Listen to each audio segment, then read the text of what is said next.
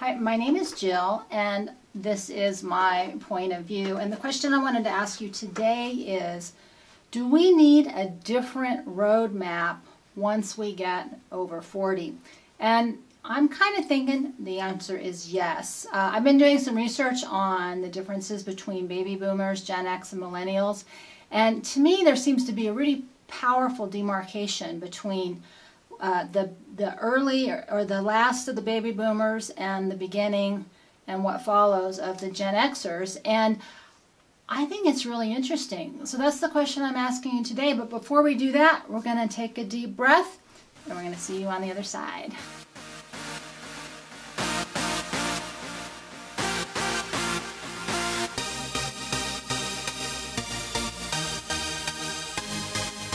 So I know you guys watching this sort of fall across the range between Gen X, first generation baby boomers, second generation baby boomers, and the line between baby boomers and Generation X is a little bit fuzzy. I kind of fall on both sides of that, and the reason I became really interested in that is that there's some profound differences in who we are, but there's also some profound changes that are going on out in the world. And part of those changes are about what kind of future are we going to create as we move into the second half of life. And what I've noticed pretty specifically from my interaction with people who watch these videos is there's some huge differences between most of the baby boomers and most of the Generation Xers. And so that's, obviously created a conversation within me about, well, how do you serve both communities?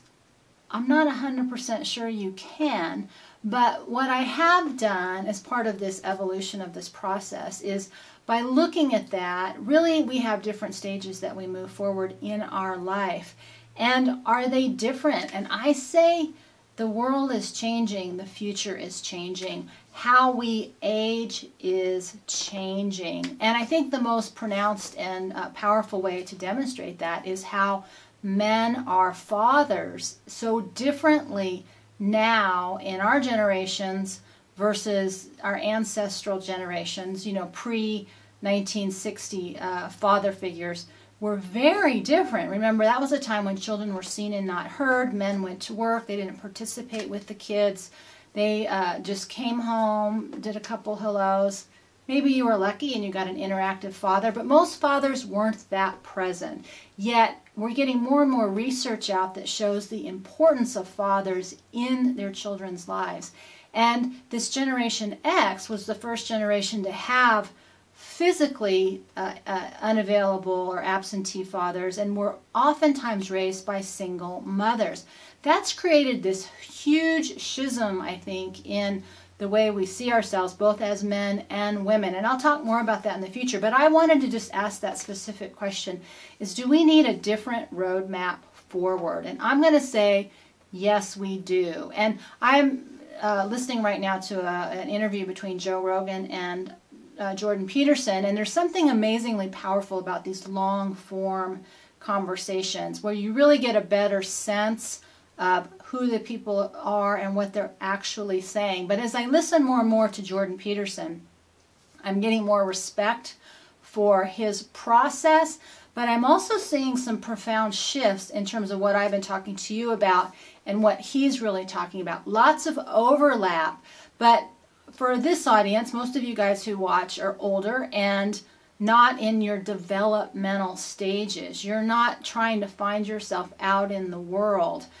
There's this shifting that's happening that I talked about in that first initiation of the warrior video, where eventually most people get to a point where out there just isn't enough. And I think that's starting to happen at a younger and younger age. And I think we're seeing that in the way that men want to be involved as fathers. There's a huge shift happening. So it makes sense to me that there's got to be a huge shift happening in how we age and who we can be as we age. And that's really, I think, a very powerful topic that I'm going to start talking a little bit more about. Now, I am going to be calling it the warrior pathway versus the hero's journey. I think there's some profound differences in that. I think they're both valid. They're both happening. But that's where I'm going to start differentiating myself a little bit when I talk about a different kind of roadmap and a new kind of story, where we're really looking at who we are within. And so much of our roadmap from our past has been, about grandchildren and retirement and going out and play. One of the things that drives me crazy about the baby boomer identity, it's all about me, out in the world, fun, fun, fun. I don't know if that's true or not, but that's sort of how the perception goes. And there really isn't any information about the Gen Xers. They're still in their early 50s and younger. And so we don't really know what organic version of a roadmap is going to happen for that generation. But I really see a profound difference between these two demarcation points, somewhere in the mid-50s, definitely over 60 and below 60. It's not an issue of being right or wrong, but it's a very different pathway. And I thought what we really need is a different kind of roadmap, because what worked before, I don't think is going to work for the group that's coming up soon. Actually, not soon, but it happens way faster than you would think. So I want to ask you that question. It's something to think about. Do you see yourself as having a clear roadmap to your future, or is that something that you're not so clear about? From what I was hearing between these two men in their discussion, not so clear, especially for young people. They weren't even really clear. And I think that there's so much flux out in the world. It's a really confusing time, but I also think very exciting. And I think the best thing that I took away, and the reason I wanted to make this video today, that I was taking away from listening to Jordan Peterson talk about his tour out. He's been in front of 150,000 people, and he has so many people coming up to him talking about how they are changing, how he is changing their life, because he's giving a very simple roadmap at a foundational place, at a foundational way, how to be a solid human being and personally responsible for yourself and out in the world. And nobody is coming up and talking to him about politics. They're all coming up and talking to him about how much better their life has become with a roadmap. And that's an idea I've played around with a while before, but I'm bringing that back, and I'm talking about it as a warrior stages of life. We'll talk more about it at a later date, but I just wanted to throw that question out to you because I see this amazingly clear demarcation between 55 and 60-ish, and the future as also demonstrated by the past. And I think that we need a different kind of roadmap forward, because most of us who are over 40, we're not looking for foundational information about how to be out in the world. We are looking for an information and a roadmap for how to just be regardless of what's happening out in the world. And that's probably the most powerful thing that I've found and I really want to communicate, is that the least important thing is the external goal and what you're striving towards.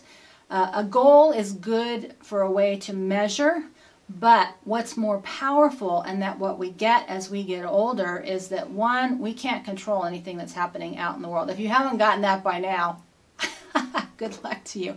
But we can't control what's happening out in the world.